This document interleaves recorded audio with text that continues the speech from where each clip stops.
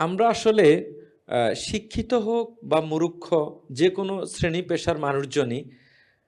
প্রত্যেকটা কাজেই কিন্তু আমরা পেশাদারিত্ব খুঁজি এবং পেশাদার ব্যক্তির সাথে কাজ করে আমরা স্বাচ্ছন্দ্য বোধ করি, আমরা নিরাপদ বোধ করি।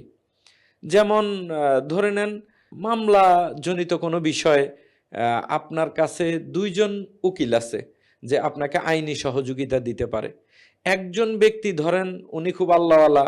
উনি একদম পরেশগার ব্যক্তি, মিথ্যা কথা বলে না, খুব ভালো মানুষ,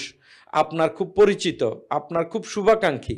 কিন্তু আপনি জানেন যে আপনি যেই প্রবলেমে পড়েছেন এই প্রবলেম সলভ করার জন্য যেই পরিমাণ পেশাদারিত্ব দরকার আপনার পক্ষে অ্যাডভোকেসি করার জন্য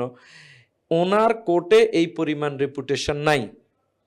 পাশাপাশি আরেকজন উকিল আছে, হয়তো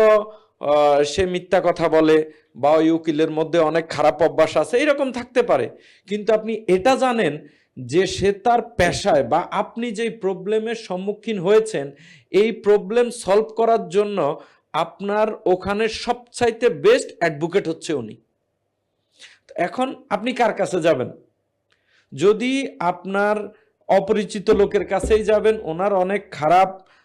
বা দৃষ্টিকটু বিষয় থাকলেও আপনি সেটা মেনে নেবেন শুধু পেশাদারিত্বের কারণে, কারণ আপনি জানেন এই ব্যক্তি